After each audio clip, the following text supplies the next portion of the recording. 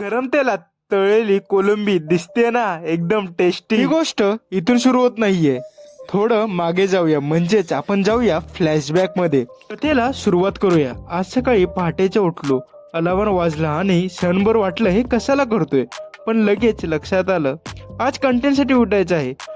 रस्ते शांत होते, शहर अजून झोपले होते, पण मीरा भाईंदरचं फिश मार्केट काहीतरी वेगळ्याच ऊर्जेमध्ये जात नाही। इथे त्या मेहनतीची किंमत असते, आवाज आणि हो, एक महत्वाचा मुद्दा राहिलाच सांगायचा, ते म्हणजे आपण जर दुसरीकडे गेलो किंवा किराणाच्या दुकानात गेलो तर आपण भाव करत नाही, कारण तिकडे फिक्स रेट असतो, पण इकडे तसं नाही। इकडे तुम्ही एक मासा घेण्यासाठी खूप भावतोल करता, खूप जास्त बार्गेनिंग करता।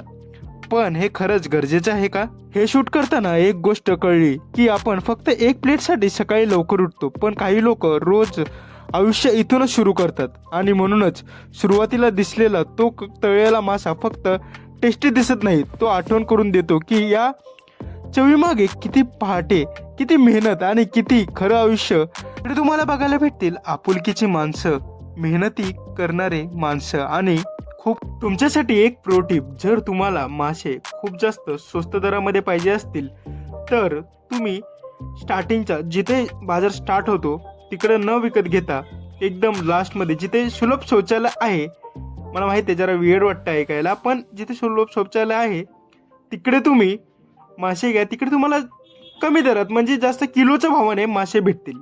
तुम्हाला व्हिडिओची सुरुवात आठवते जिथे मासे आणि कोलंबी तळले जात होते?